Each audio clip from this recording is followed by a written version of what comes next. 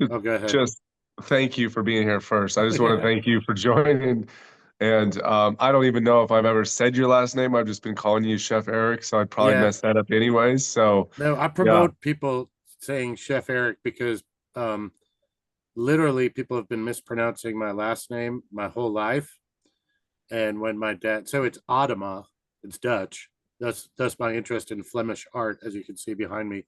Us Dutch are very proud of being Dutch. But when my dad first moved to this country, my parents would in the 50s, the first person that met my dad, they said Adema. So for my whole life, they pronounce it Adema. And one of the cool things about this generation is we get to correct a lot of mistakes from the past. So I finally, after moving here, I was like, you know what?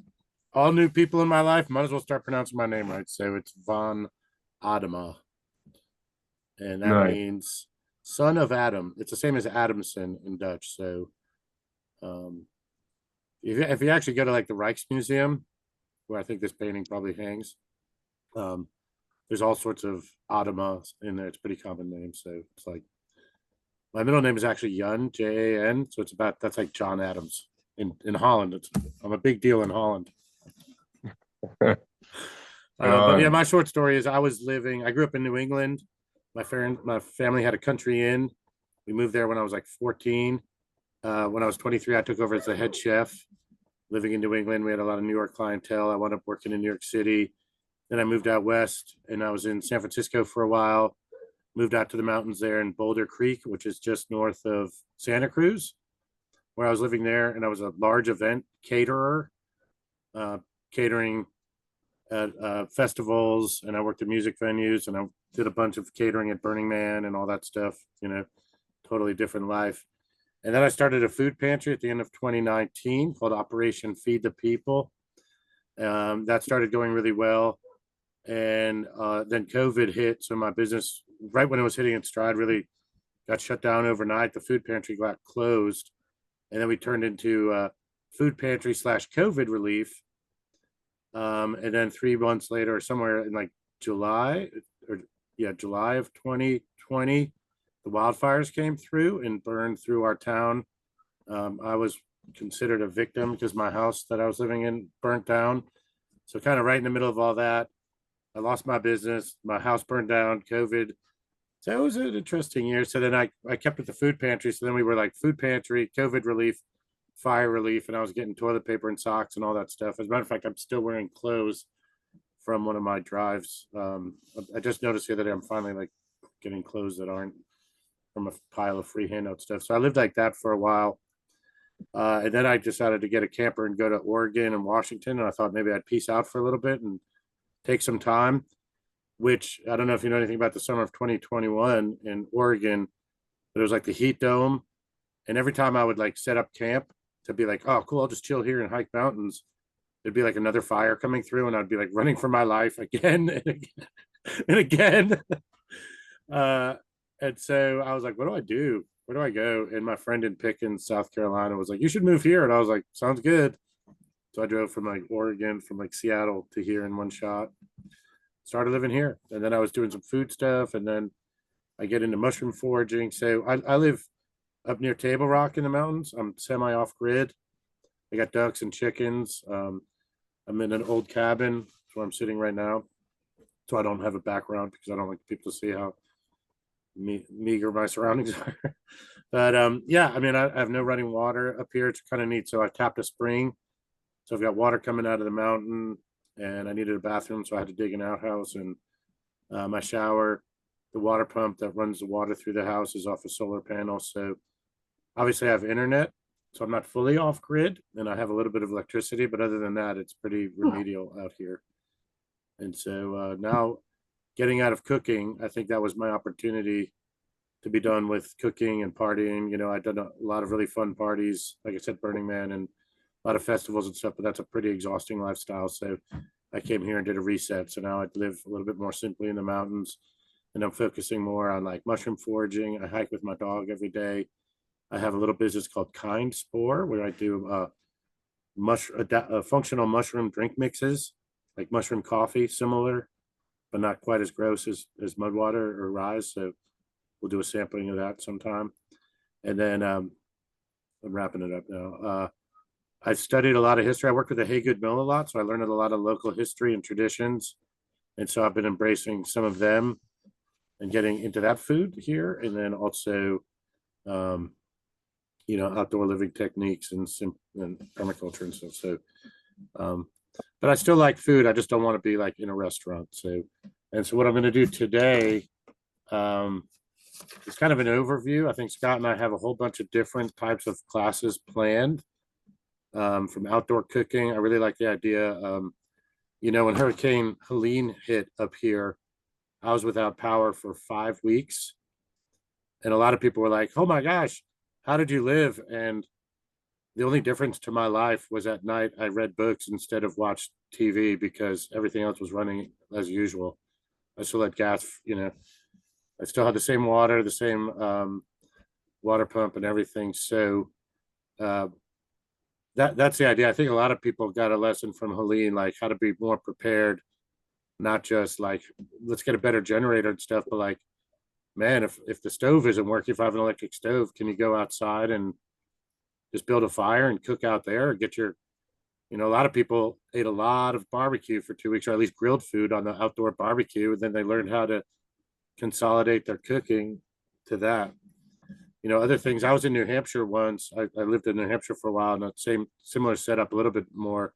But I was like in an old schoolhouse, and all we had was like I had a wood burning stove, and I challenged myself through that whole winter never to turn the heat on. And I don't think I ever did. It gets like -10 up there, but there was one week, it was like in November, where we had a huge snowstorm. We got like 4 feet, and again, power was out for like 10 days. And I was coming to work fresh. I was running a deli, but I was coming to work fresh, and all these other people were like, man, I haven't showered in a week. They're like, how do you do it? And I was literally just taking a huge stock pot and going out and filling it with snow and boiling it on the wood burning stove, and then taking that into the bathroom and showering that way. So there's a lot of small techniques that kind of can be crossover from cooking into like simple living, especially when the power goes out and stuff. So and I'm going to show you an example of that later. So this little history of food, it's kind of interesting. I have to go back to sharing the picture. It's going to be, because it's obviously not totally linear. So there's going to be a lot of jumping back and forth, but I think you guys will get the idea. I downloaded some pictures. So let's see if we can figure out how to get those up again. Oh, is this them right here? That'd be really nice. Did y'all see that? Can you see that? You can? Okay. Yes, sir. Okay. Oh, wait. No. Did I do it? Did I not do that? Wait, there we go. So does that look big enough for y'all? Okay, that's me. That's just the dumb starting one. Okay, Yeah. so, all right. So here's how I usually start most of the cooking classes, which is kind of an interesting concept. I never know quite how to ask this question, but it's really interesting to think about. Like, we have a lot of components that make up food or ingredients in the kitchen, whether it's like spices or oils or salt or pepper or seasoning or whatever. And I always ask, especially kids and stuff, like, what's the most dangerous, as far as like what can cause the most illnesses? Like what component of food can be the most dangerous to the human body, or that can cause the most problems? And if this, I don't know if anyone wants to guess, they can. Maybe preservatives. Well, yeah, although that's bad. And then a lot of people always say like hot oil or like hot peppers. But the answer is not actually that obvious. But it's kind of fun to think about as a thought exercise. But in food, and maybe I can't help people visualize this with the question, but the most dangerous thing that can be present in food is water. And a lot of people are like, what? Water's, we can't live without water. And that's true. But wherever there's water present is where there's bacteria and the ability for things to spoil or go bad. And so the majority of cooking,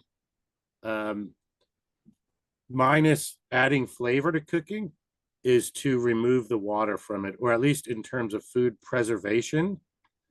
So there's been sort of two phases I think, of food production throughout history.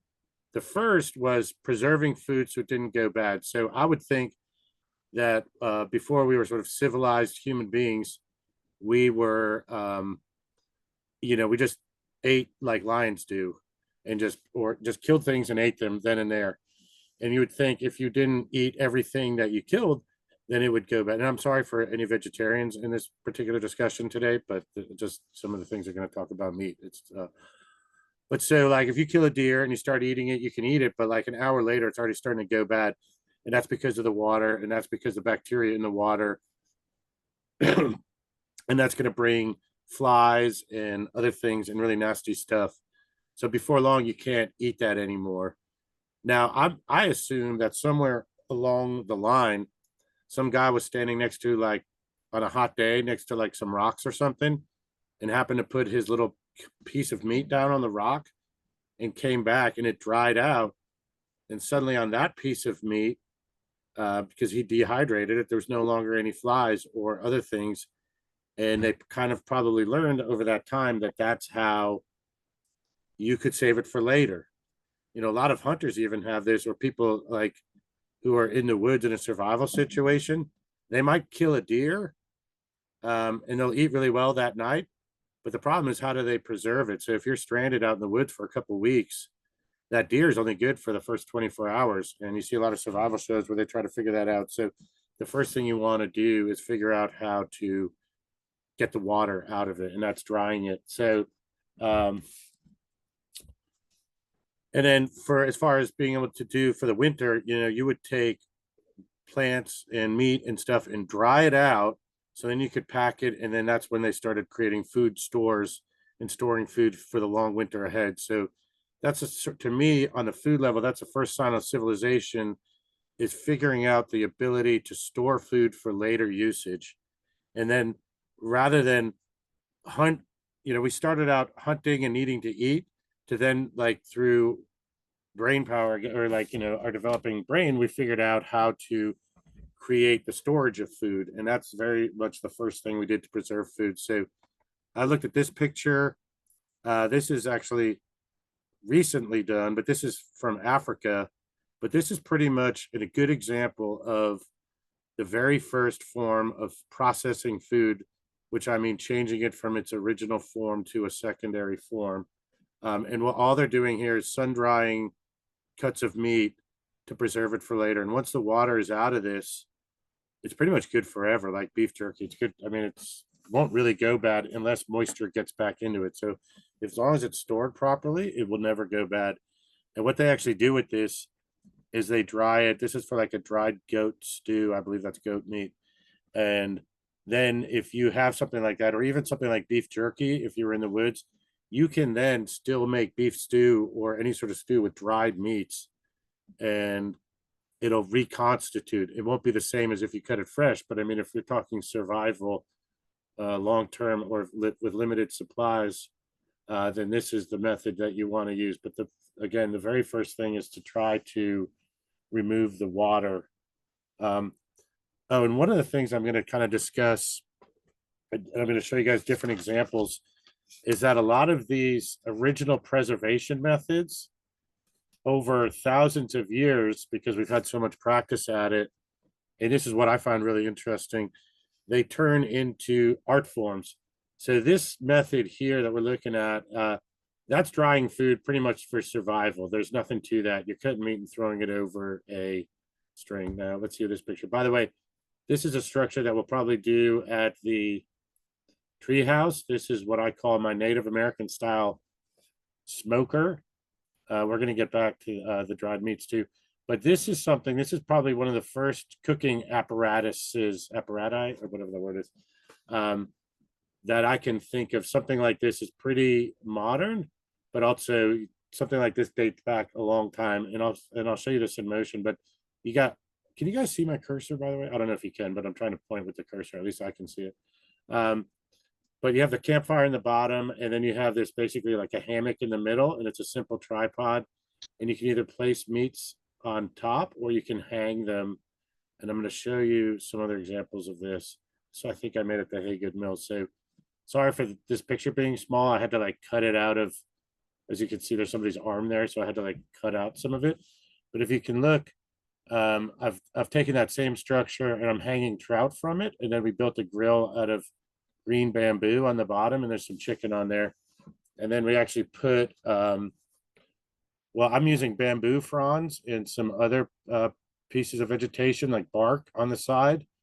But as far as a multi-use, what you might have also done in this is put your, if you killed a deer, you could cure the meat or dry it and smoke it here, and then put the hide on the outside, and then you would do dual things. And the reason you put the outside is to keep the smoke in and the heat, so you can do it slowly. So, and what's interesting here, let's see if I have a better picture of that. Oh yeah, here's where I got the idea from. So this is kind of more ancient. This shows some Native Americans pretty much doing the same thing with some fire and just preserving their fish for later, and they're grilling it too. So there's two things going on here. Like, you're adding flavor, but really this is more of a survival technique or preservation technique. Because the idea is, and let's see this one again. There's me with another version of this. So we talk a lot about hunters and gatherers. People are like, oh, okay, there's two types of people, hunters and gatherers. And I've always thought that there's three types of people. There's the hunters, going to get like wild animals, whether it's buffalo or fish or whatever. There's gatherers gathering edible plants and berries and herbs. And I still think that the third group is the most important, which is the stay behinds. And the stay behinds were the elderly, the children, and the injured. And they would stay behind and tend these fires, just like these guys tending these fires. They make it look like these are warriors, but those were probably elderly folks, or folks that couldn't go hunting, because anyone that could hunt would hunt. And so, you know, when I'm doing a fire like this on the bottom, it's smoldering really slowly.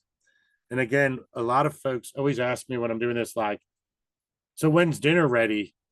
And it's interesting because my answer is like, I don't know, like 3 or 4 days, because you wouldn't really do something like this to prepare dinner for tonight.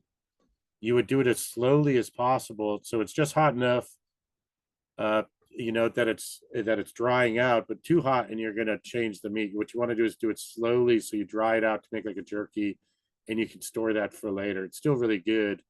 So those folks, so you can imagine if somebody goes on a hunting party and they catch 50 trout and the fish are still biting, they're going to run back, drop those off at camp, and then go back and keep fishing.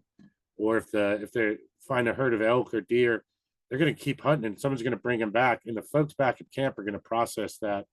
And that's what's going on here. And those fires would pretty much go all the time, and you would probably make a series of them, you know, stage 1, 2, and 3, and kind of keep moving them along at different levels to preserve that for later. Right. Chef Eric, is there any particular kind of wood you would use, or anything that you definitely would not use that could be like poisonous or toxic?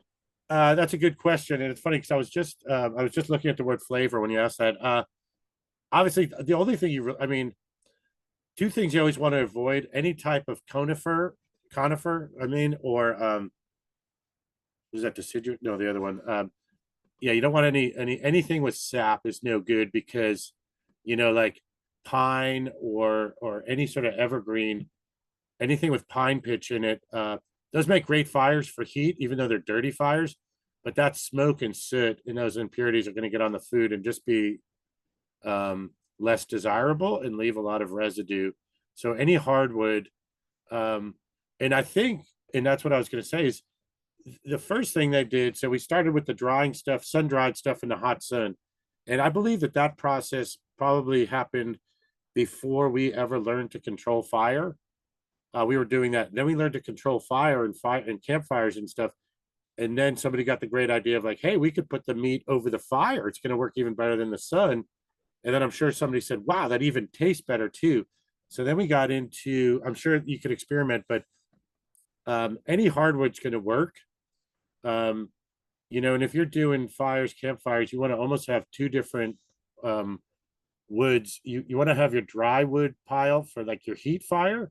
But if you're doing something like this, you want to think more almost like smoking chips. So you either want to use green wood, which can have impurities, or you want to take your hardwood and chip it up, even with an axe or something, and soak it in water and smolder. You just don't want to put the fire out. But if you could get your hands on some apple or cherry or hickory or mesquite, obviously those are going to be really good. So you can then get to the exciting part where you're dehydrating, preserving, but then adding flavor. And I believe that smoke was probably pretty close. Smoke and wild foraged herbs were definitely the first additional flavors into our cooking strategy, into our meats. So whether it's by accident or not, they may have just laid some herbs that they knew were tasty on top of that meat and be like, whoa, now the meat tastes good. Some wild onions.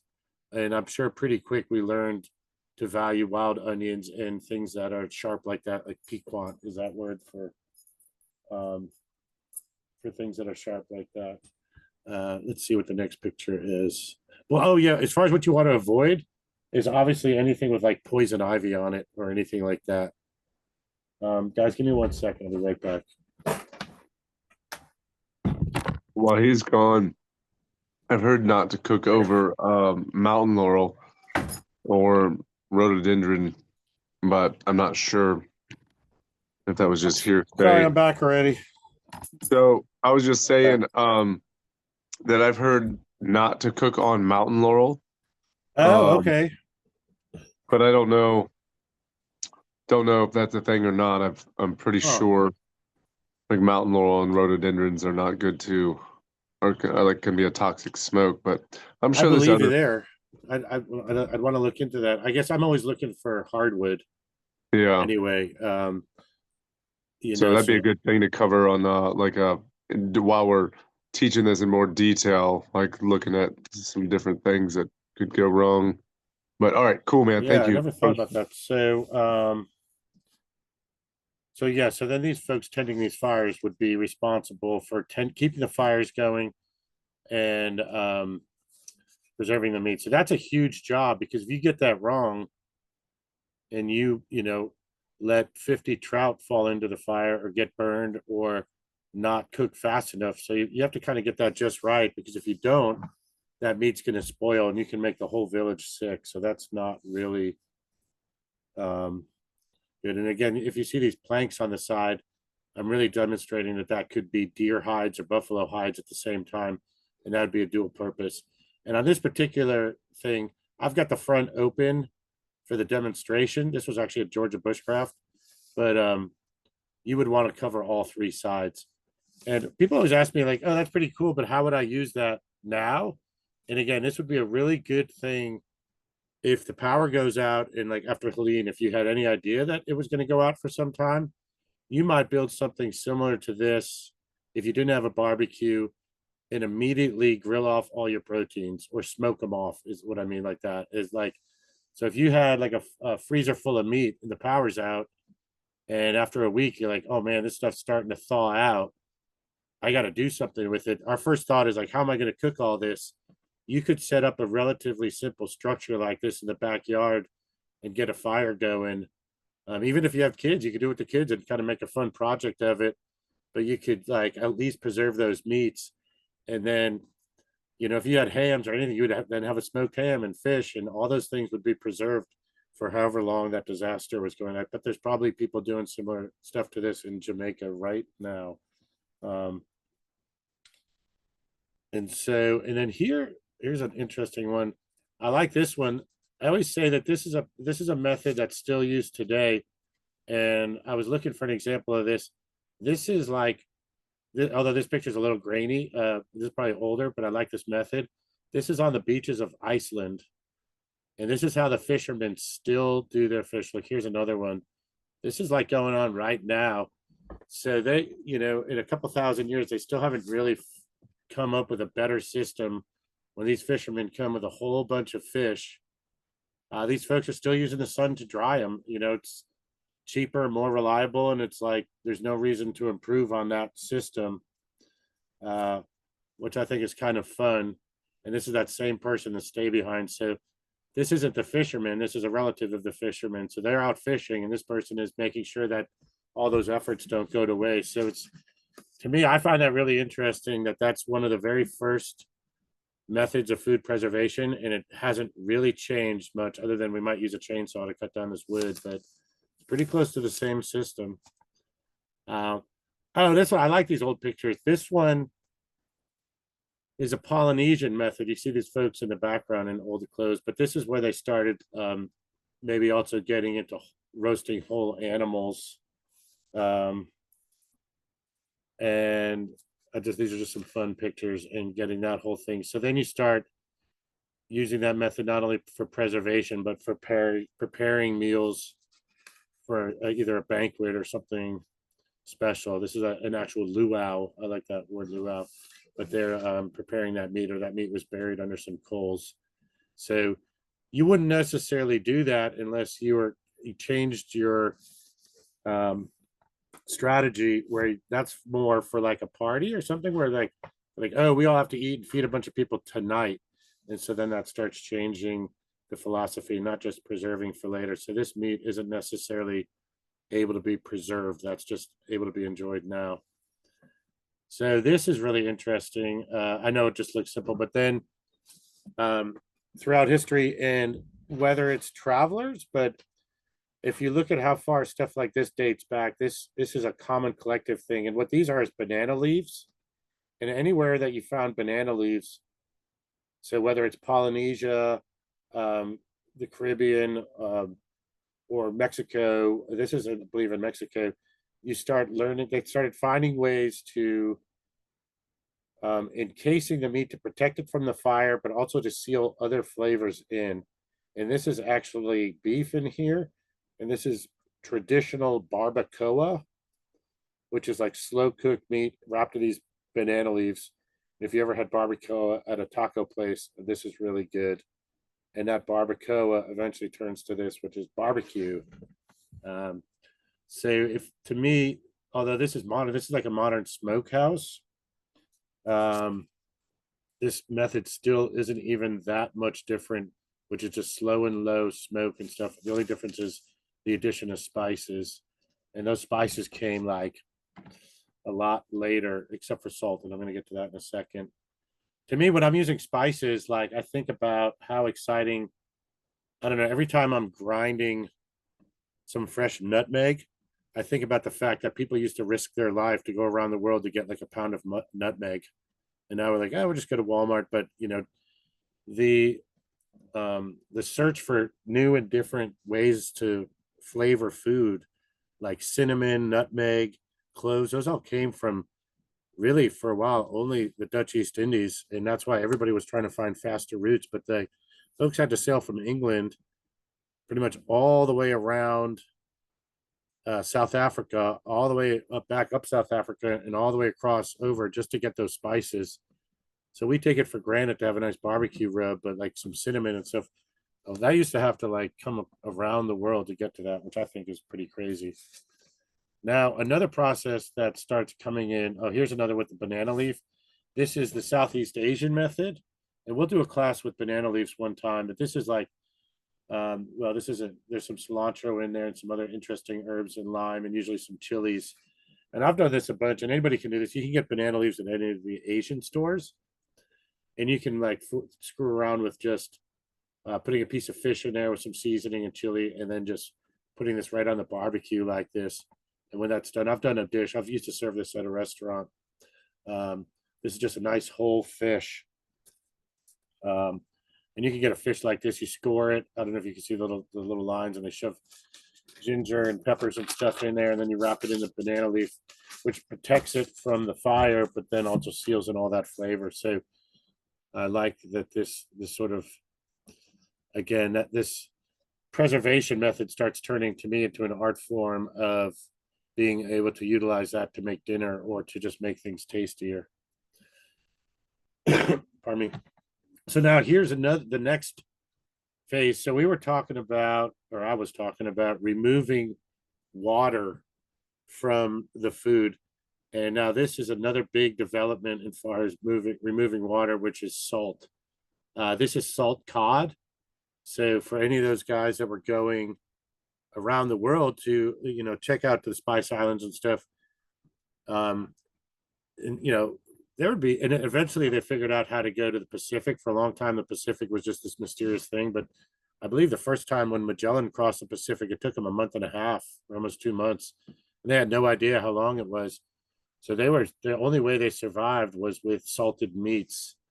And salting meats was a preservation method, and this will pull the water out. And then you have the salt cod. And again, that's pretty much dry. It's really gross. I mean, it's gross like that, but you can put it down in the food stores on the boat and it's going to last forever. Then you would cut it up, and you can make some really good things with salt cod. It's just, you don't need to add any more salt. And then the same would happen with, say, ham or meats. They just started packing everything in salt because before refrigeration, that was the best way to store food. And then somewhere in there, they started realizing that the food with the salt on it probably tasted a little bit more exciting. So then they got into the seasoning of salt. Now, this is a really good one. If nobody knows what this is, and I make this, we can do a class on this. This is salmon with some herbs in the middle and some salt on that. And that is going to make one of my favorite things. This right here. And again, starts as that preservation method of just packing with salt. But you can see here they've got some peppercorns or juniper berries. This looks like fresh dill packed into that. And what they're making here is this nice gravlax. And so I think that not only did they invent this great tasting food, but they probably right around that time invented brunch, because they needed a medium. So they probably had to like invent bagels to go with those lox, like bagel and lox. But this is like, this starts out as this, which is just salty fish, and not before too long it turns into this beautiful cured gravlax, which I don't know if you ever had that, but we'll probably do a class on how to do that. It's really easy and really, really good. And then another thing that adds, we learned this last week, this is a really weird dish. They started adding vinegar.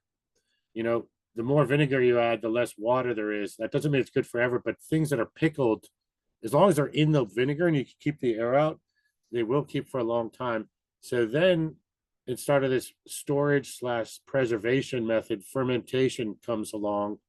And I think fermentation was probably figured out by accident, where that's like, you gather some berries, you leave them on the table or on the whatever for a couple of days, and they start to bubble, and you're like, something's happening, and then it changes, and then you're like, wow, I'm drinking that. So liquor's been around for a long time, but then they learned pretty quickly how to add vinegar and also used yeast. So to me, being a mushroom guy, I really think the yeast probably told them how to incorporate itself into food. But this is nare sushi, which is like the very first form of sushi. This is actually fish, and this yellow stuff on the inside is actually rice. It's fermented rice, and they would pack that in there with vinegar for preservation. This is pretty gnarly stuff, but it's pretty good too. So they would eat this. Here's another picture. So that's nare sushi, which is also that's an original early form of the word sushi. But that would be like packed in rice with vinegar poured over it and then fermented. And that turns into this. And so that yellow stuff, you might actually discard that, but that's fermented rice. So that's how they were originally eating fish and rice and vinegar. This is like the earliest form of sushi, which is kind of gnarly, but a really good. And then, let's see. That's so What's that? funny, because that just looks so unappetizing. It's pretty gross. It's it is and it isn't, right? But that's the funny thing, and this story is going to get pretty cool because it's like one of my favorite kind of stories. Then they started really working with the rice more. You like that? That's better looking. That you can order today at a sushi restaurant, and that's chirashi, which is more like scattered fish over rice. So then they still were discarding the fermented rice, and they started just making regular rice with vinegar. So those flavors, which is interesting because adding the rice stored in the vinegar, they were adding that to sort of cut the pungence of that fermented grossness. And they're like, oh, maybe if we put it on some rice and put some more fresh vinegar on it, it'll taste better. Then eventually, rice was cultivated more, and there's more plentifully available in the fish. So then they started having the rice and the fish together, but still maybe, that's a really pretty looking one, but it was really just rice, fish, and it would, interestingly enough, eat it with their hands. And this is, again, you're getting into more of a delicacy rather than just a preservation method. Interestingly enough, this was started to become like almost fast food. So then these like sushi houses were popping up in like the mid 1400s or whatever. And at that time, they would serve food like this, and folks would be playing cards. As a matter of fact, they'd be drinking sake, playing cards, getting drunk. And there was a notorious gang called the Maki. And the Maki were very violent. And apparently, as the story goes in sushi lore, the guys, because all that sticky rice and like residue from eating with their hands would get stuck to the back of the cards, they started to be able to identify different cards by like the various fingerprints that they left on their own cards. So they'd purposely leave like a little mark. So they started cheating. And because of the cheating, they got really violent. And somewhere somebody was like, man, you gotta, to the owner of the sushi house, like, you gotta put a stop to this, man. People are dying because of this problem. Can you come up with a way that they don't get all this stuff all over their fingers? He's like, yeah, I think I got something. And so he started rolling it in seaweed. And that's like, this is toasted seaweed. This is the nori paper. Hand rolls were probably first, but then when we get to something like this, these are called maki rolls. And they're called maki rolls after that gang, the Maki. So I always think that's pretty cool. Every time I'm eating a maki roll, I think of the fact that this art form was invented to prevent these like violent gang members from killing each other while they cheated at cards. And now we like love sushi, but it all just came about through this random solution to violence, which not all violence is bad, I guess.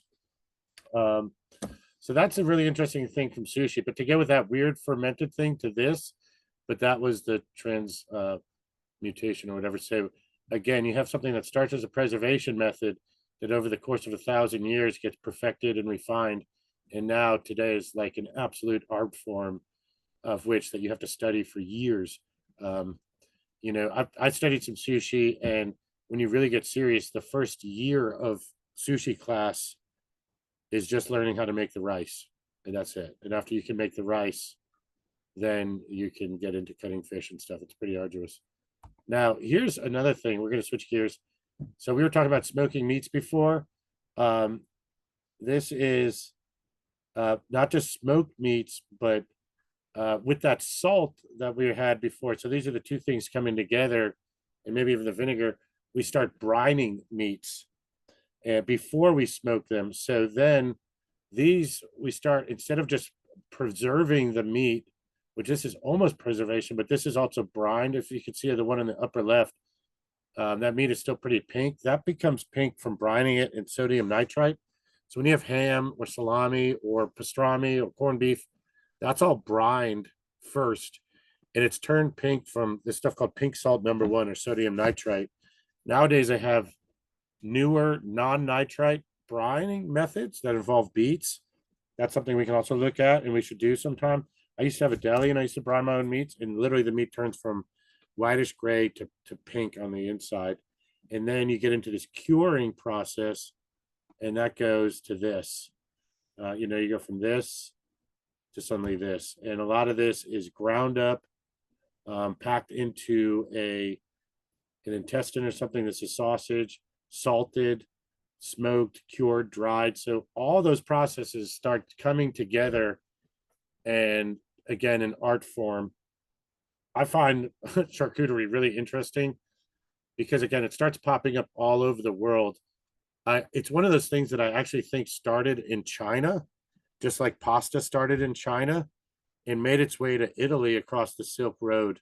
So you see a lot of similarities between Chinese food and Italian food, just not ever in flavor. But like the Italians, they got noodles from the Chinese off the Silk Road. They got their sausages and cured meats. If you ever had like an ancient Chinese sausage, not ancient, but ancient method, they're really freaking good. And then throughout Europe, you see every town or every village started making its own version. So Genoa comes from Genoa, Italy. Salami comes from Salame. Capicola from Capicola. All these things, these places. So France gets known for its wine. I mean, also some sausages.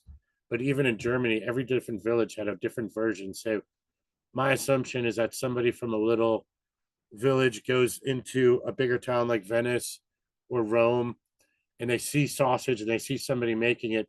So they take that knowledge back to their village and they don't get it quite right. And so maybe the spice is a little bit hotter. And that's where you get hot capicola as opposed to salami. And then you get this Iberico ham, which is still on the bone in Spain. But I love that, again, you go from that smoking and salt curing to this absolute art form. And everybody loves the charcuterie plate. Who doesn't love that unless you're not a meat eater? But this has everything from the brined pickles to the salt cured meats and everything. So started out with just that strip of meat over the fire, and now I'm going to do some different cooking methods too. So a lot of that, almost everything that we did up to this point, could have been done either by over a fire or in a storage hut, or with burying it in the ground. You wouldn't have even needed pottery if you had those banana leaves. So even that really gross looking namasushi or narazushi, that could have been done with banana leaves or other leaves in the ground. You wouldn't have even needed pottery yet.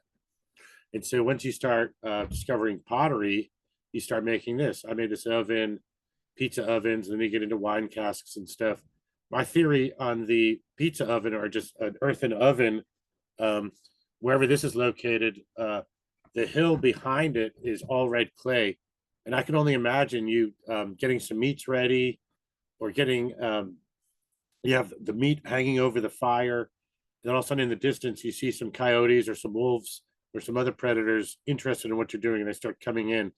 So you very quickly dig a hole in the fire, put the coals in there, put the meats in there, cover it all up with some rocks, and run away to shelter. You come back the next day, and you're like, wow, those meats are cooked really well. Man, look at that. I didn't have to do anything. And it's still warm, and the inside has like hardened. And I'm sure through some process like that, the first ovens were sort of accidentally created, and then they started molding that clay more and more to utilize to their stuff. And we can make an oven like this pretty easily at Seneca Treehouse. There's no reason not to. And then another major advancement in food is obviously cast iron, the Iron Age, whatever. But once they figured out how to start casting molds, this is a very simple fire with some food going next to it. But now our strategies start changing a lot, where whereas before the meat was coming in and you really wanted to preserve it, those were all preservation methods. With the invention of metal and this cast iron, and then a couple other things like the domestication of animals and cultivation of plants, and having permaculture and having that stuff on the property and minimizing how much we have to hunt, our strategy isn't like, I hope we have enough food for winter, into, hey guys, what do you want for dinner tonight? Let's go get a chicken and some beans and some corn and throw it in this pot. It'll be ready in 2 hours or 4 hours or whatever. This is a different strategy I use. I'll get a better picture here, but you see, I do like a heart-shaped fireplace, and here's a better look at that. And this was like a 95-degree day, so we didn't make the fire very big. But everybody always thinks you have to have a ring campfire. If you're ever off grid or camping out for an extended period of time, you can make a pretty versatile kitchen out of a campfire. So number one, on the left, the logs, that's just really my heat fire and my source fire. And from that, I control the rest of it. So that's the main burner. And you could still cook some stuff over that if you wanted to. But that I'm really doing for heat and warmth and to supply the whole thing. If you go to the 12 o'clock on top, that's where I'm making some Johnny cakes. And all I'm really doing is shoveling coals under there, and that's enough heat to cook those. By the way, this grate that I've got my pan on, um, sorry, my dog is like running to the door thing out there. That's why I had to run before.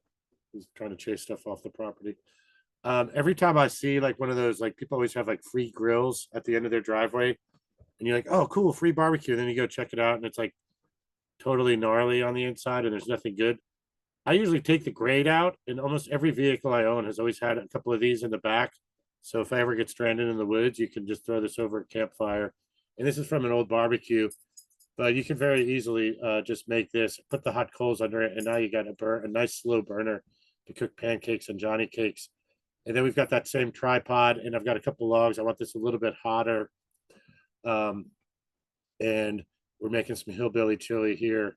So we did like, and then with this method, you could start doing multiple things on a plate too. So now you get your starch, your main course. You could have some potatoes wrapped in foil under here, some corn. You can start again creating meals that consist of multiple things on the plate, as opposed to just like, let's cook that pig, or let's, eat this gross, weird fish from the ground. If you notice, I don't know if you can tell, but on this tripod, there's these hooks. And those hooks, if you've never used a tripod for cooking with a Dutch oven, those hooks you can also use to regulate the heat. And it's currently on high because it's close to the heat source. But if I move this pot up to this other hook, then you go to medium and low. So you can regulate heat by the fire, or you can pull it up and away from the fire. But the cast iron there is the main thing. And that's a huge advancement, not only in our ability to cook, but our strategies in how to cook, and being able to just be less prepared in a way, or for what we need for dinner, because we're just like, yeah, just grab the pot, throw some stuff in there, put it over the fire, and dinner will be ready in an hour or three. Oh, now this is something. This is actually my living room where I'm living right now, and I wanted to show you guys. This is my wood burning stove. It's actually going right now. This is from last year, but I actually have almost the exact same setup going right now. And in terms of permaculture and food, with this cast iron, I've been able to add some features. So I actually, and here's a pan out. There's my living room. So if you notice, while I'm already burning wood to keep my house warm with this wood burning stove, I really like this stove. This is modeled after a Vermont style called an overnighter. And anyone who's really serious about wood burning stoves likes these ones that are flat on top, not the round ones, for this exact reason. So pretty soon I'm going to almost disconnect the gas to my stove in my kitchen. Not really disconnect, but not really utilize it, because no matter what, when it gets cold, I have to keep this thing going. It's really my only source of heat. And while this is going, I'm already going to be burning this wood. So throughout my life, I've always had something in this pot of water right over here. If you see that white pot, that's the humidifier. So no matter what, if the wood burning stove's going, that pot is going, and that's keeping it nice and moist, not nice and moist, but moisture in there. At the same time, I'm cooking dinner here. And when I wash my clothes, I'm using that for my dryer. So I'm not using electricity. So this one heat source, or this one energy source that I'm already using to heat, no matter what, I'm going to have that fire going. I immediately start using that same process to reduce my usage of other things. I don't use a dryer ever anyway, so this makes it a lot easier. This stuff will dry with hours with that wood burning stove going, but I wouldn't have a humidifier going, and I don't really turn on the stove, the kitchen stove, when this stove is going, because why do it? There's already an energy source there. So just like with that Native American smoker, to consolidate that from a grill, food preserver, and to tan your hides, anytime you can get multiple uses out of one energy source, it's obviously a good thing. And I'm sure most people listening right now know that, but it's just kind of fun to think about, like, what else can I do on the wood burning stove? My friend used to have this, like, I've got a fan up there. My friend had this fan, it's a really weird one, that was just all metal with a little gear in it.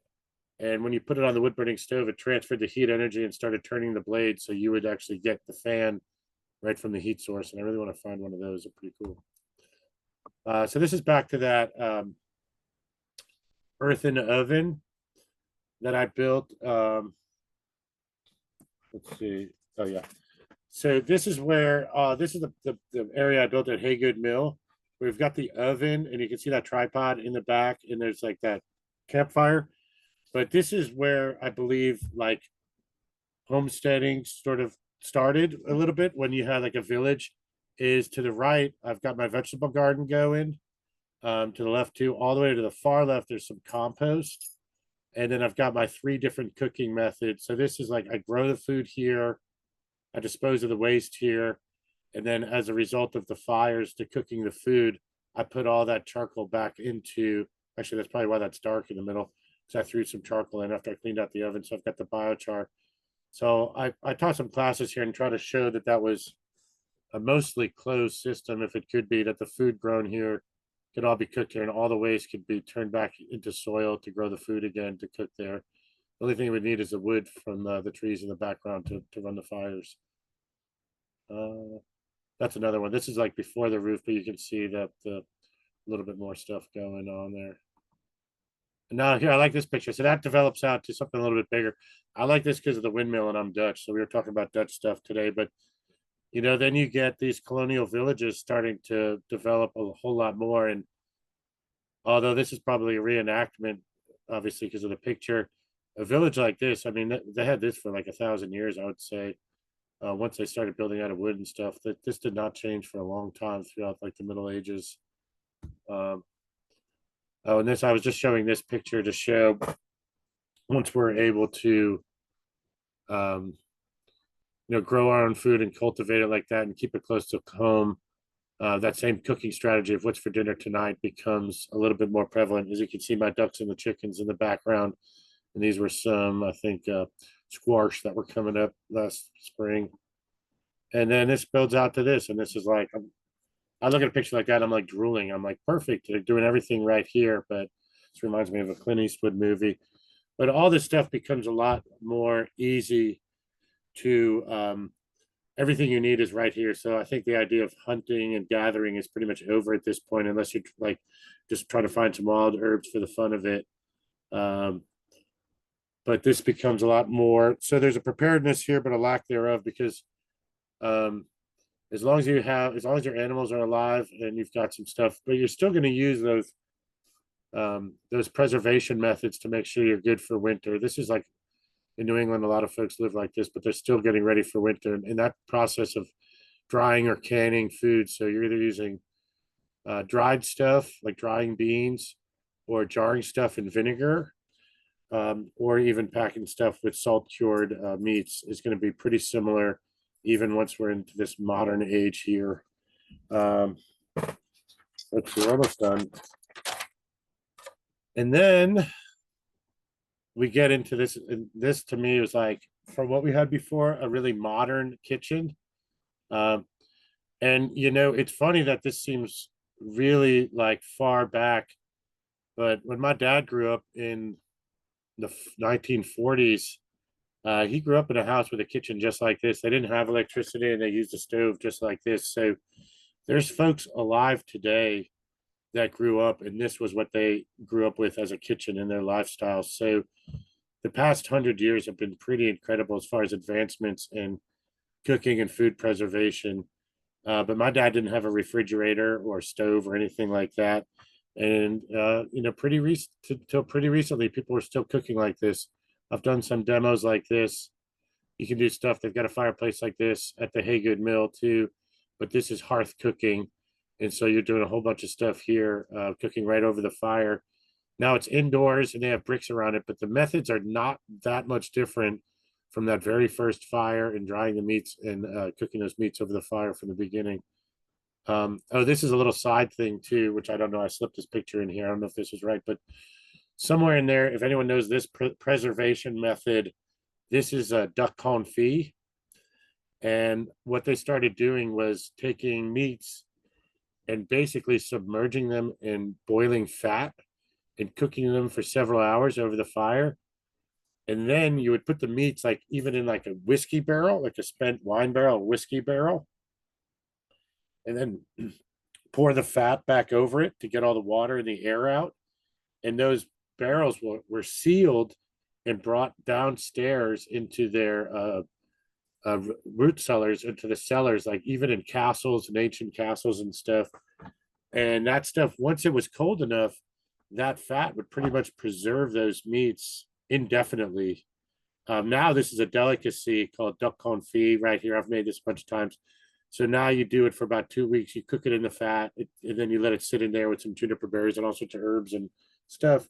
And you pull it out, but it preserves, even in a refrigerator, until you pull it out of that fat. It's pretty much going to be safe in there almost indefinitely, unless the water content is too high. But if you keep it cold enough, it's almost perfect. You can just keep it in the basement. So that's another thing you can always do during a storm, is just pack everything in fat.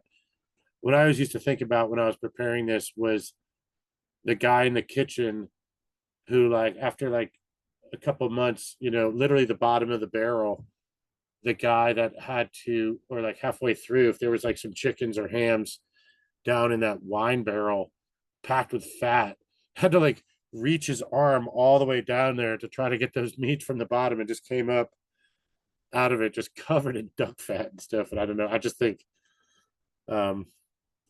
that might have been kind of a fun project, or you made the rookie do it, just like getting all that stuff out of there.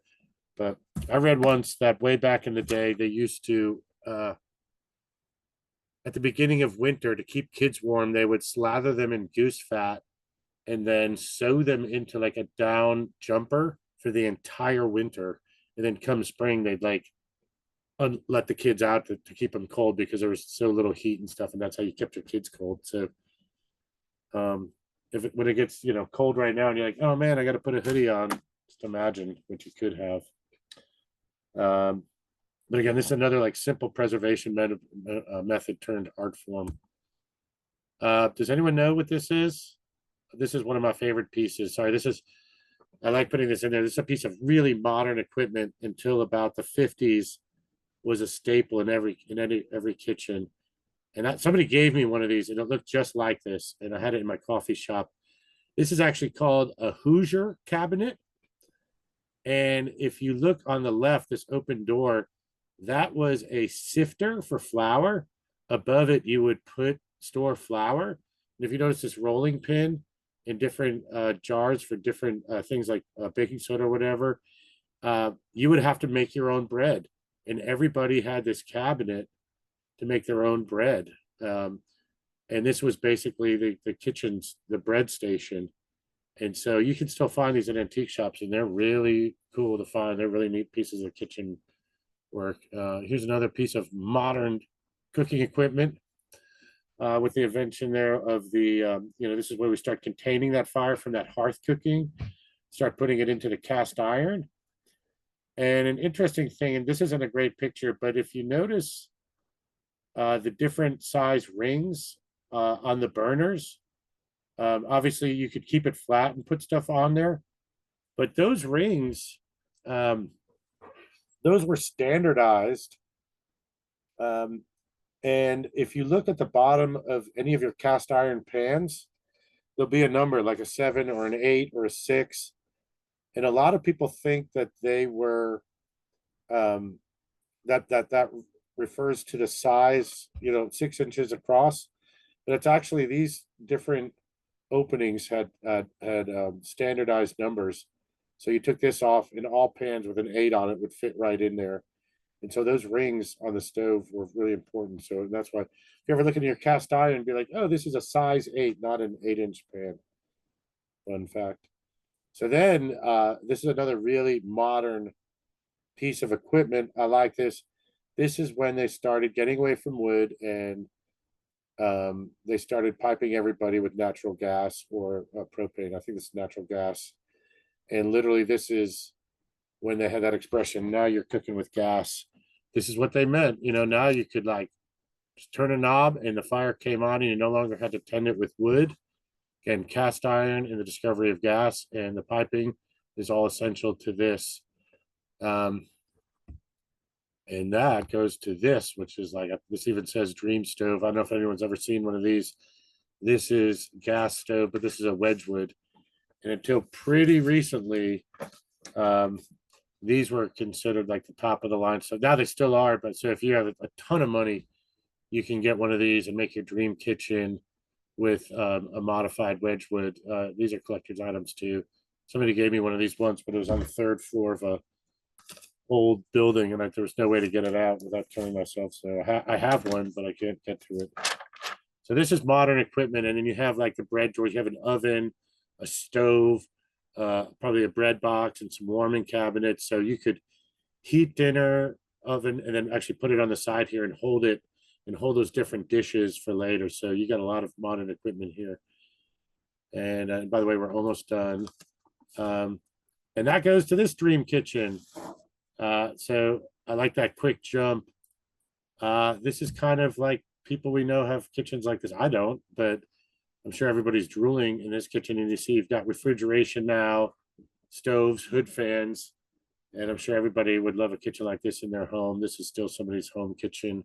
And from that, we go towards the commercial kitchen. Sorry, that's a blurry picture, but you get it. Like, this is my dream kitchen, like a beautiful commercial kitchen for restaurants where you can do just about anything with food and refrigeration and all these holding methods and cooking methods.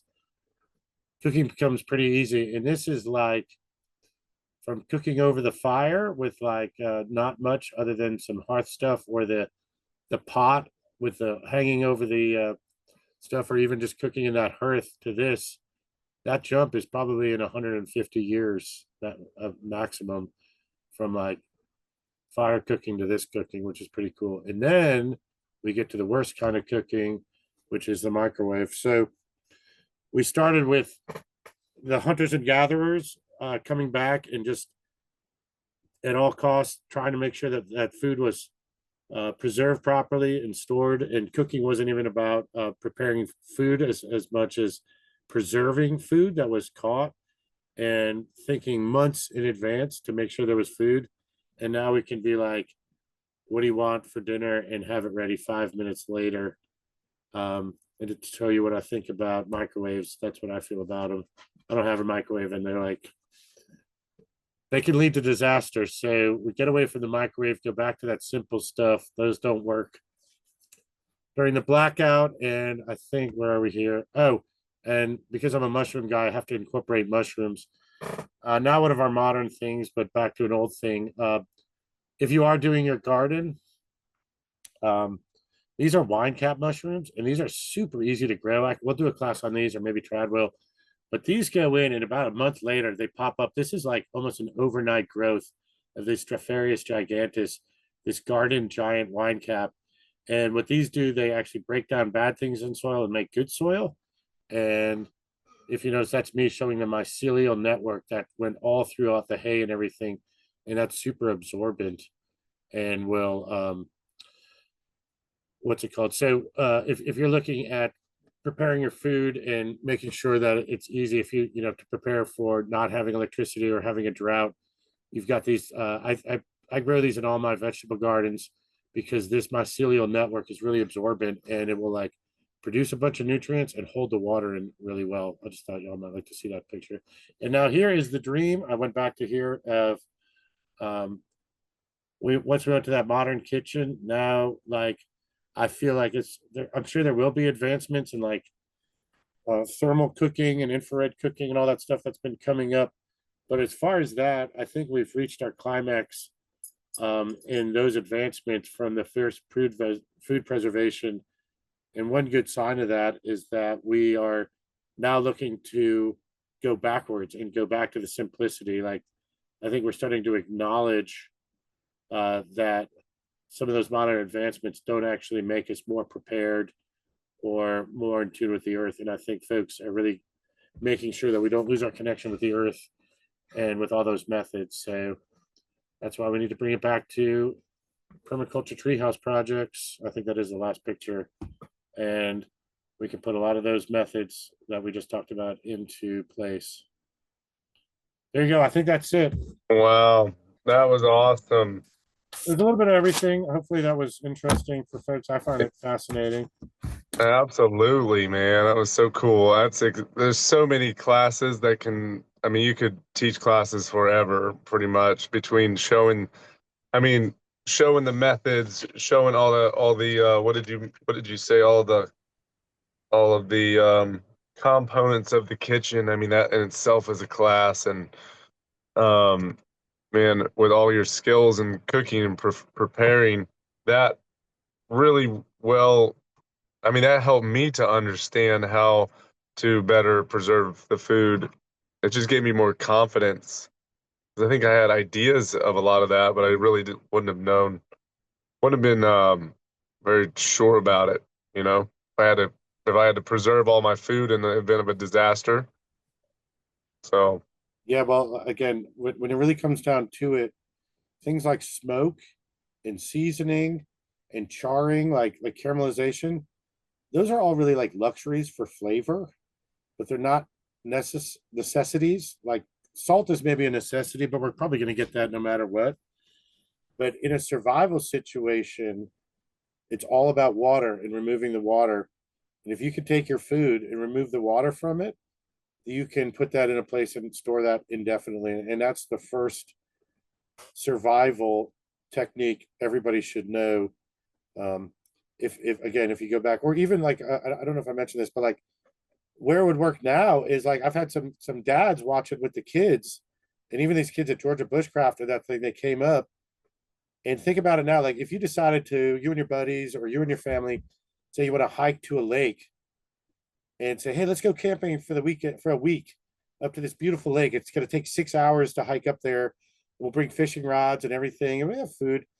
Then suddenly on day one, it just hits and you catch like 20 trout, right? Well, you don't want to throw them back. I mean, once you catch trout, you actually shouldn't even bother throwing them back because I've heard like they don't really survive after you catch them.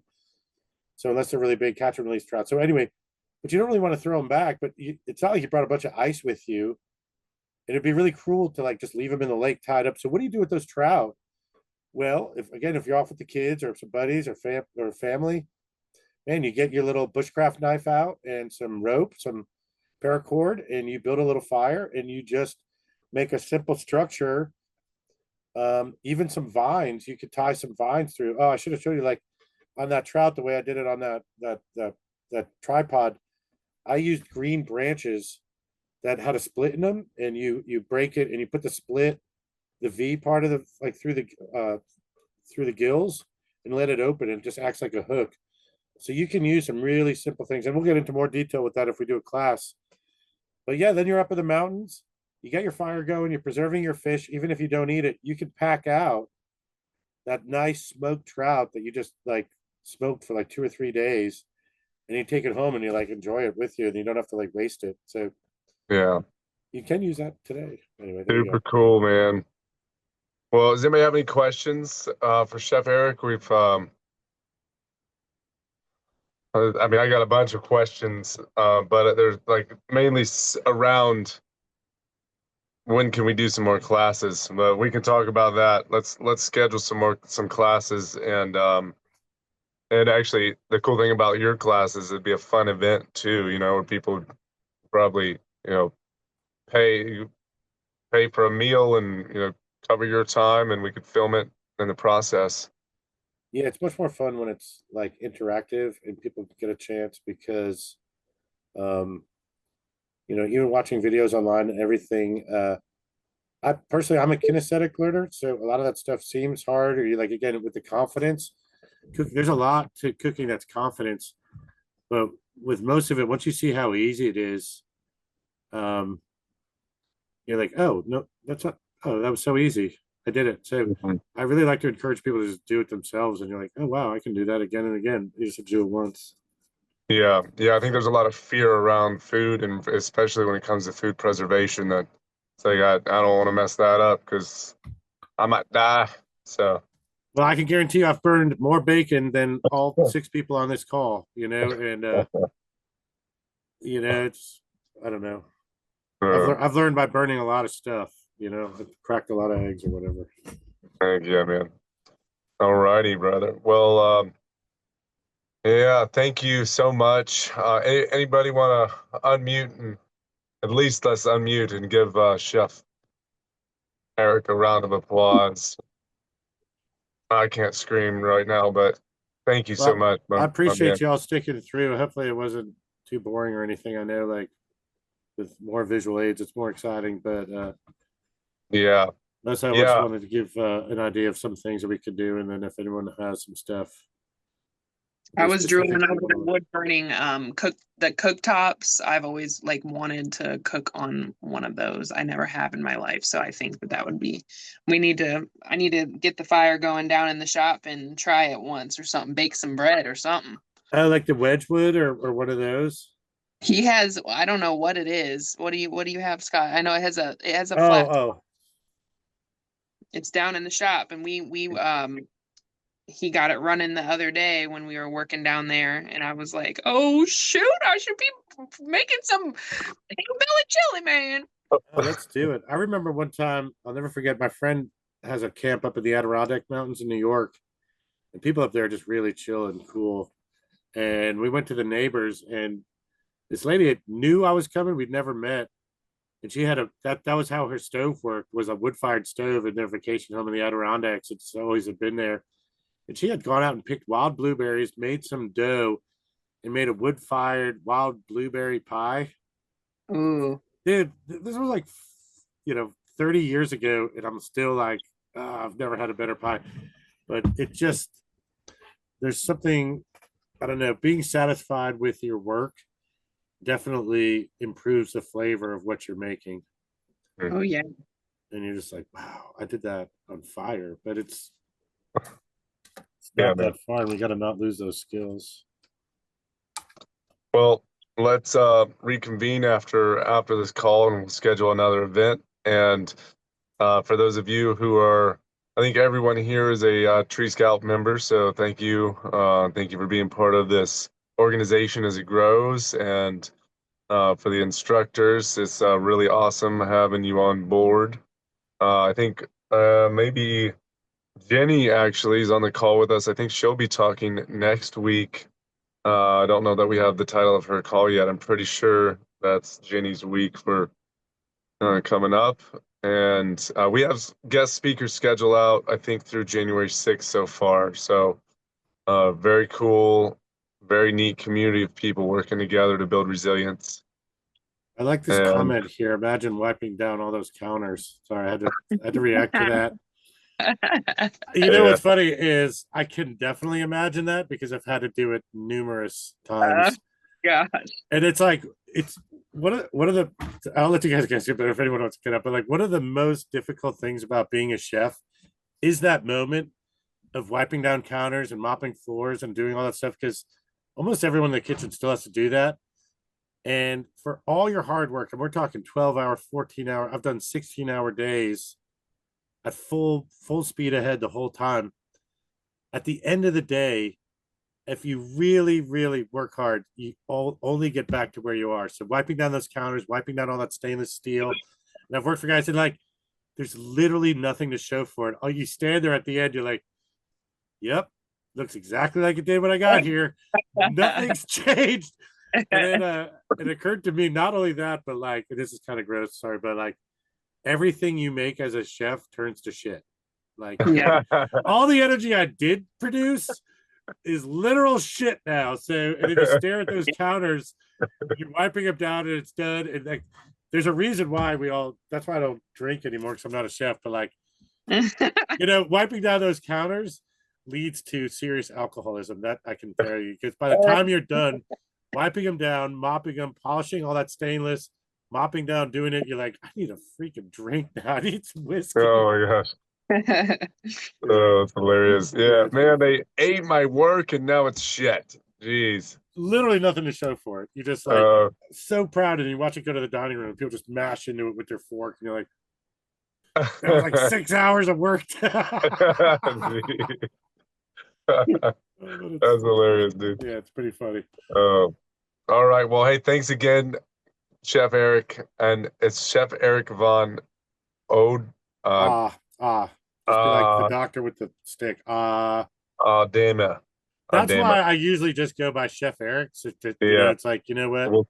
We'll stick with that. It's a lot easier. Why even mess around with it? It's a difficult name, and we can go to Holland, and then you'll hear everybody get it right. But until then, we'll just call me Chef Eric. It's a lot easier.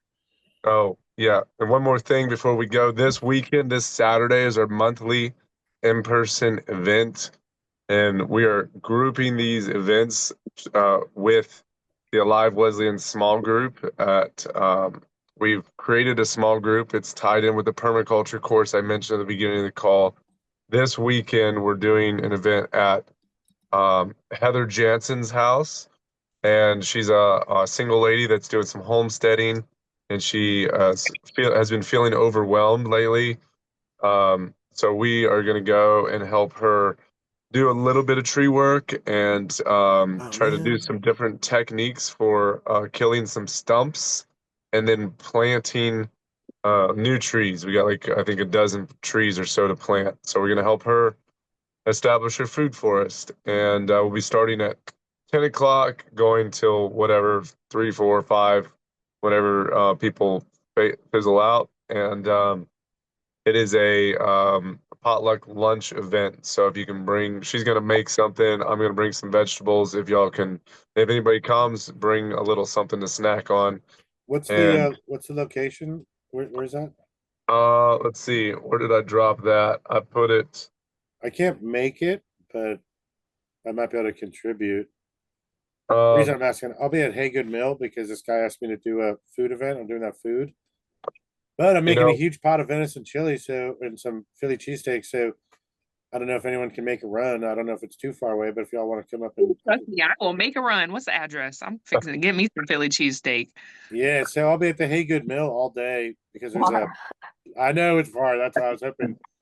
But I got like 15 pounds of venison somebody gave me, so I'm gonna grind it up and make hillbilly chili and hillbilly Phillies. I know, or I can like maybe bring the leftovers down to you guys. I can after. get your number. I can get your number from Scott, and then we can coordinate Yeah. after this. But if you're able to go, I'll be stuck there because I'm the only one. I don't have any employees, so it'll just be me. I'm the only food vendor for this little bluegrass event. But if there's a way to get up there, I'll load y'all up with a big old pot of chili and stuff.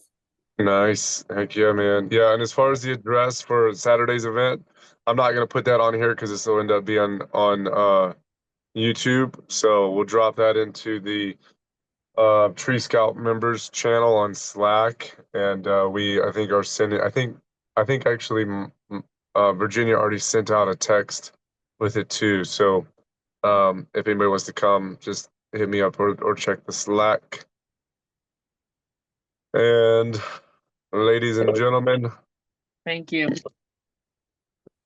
yes, yes, thank you all. I think it's time to call it a call, man. This has Thanks, been y'all. great. Appreciate it. God bless you so much. Y'all are amazing human beings, and I love you all. Y'all have a blessed rest of your night. Thank you, Chef Eric. Thank you. Thank All you. right. Good night. Good night. Peace out, y'all. Peace out.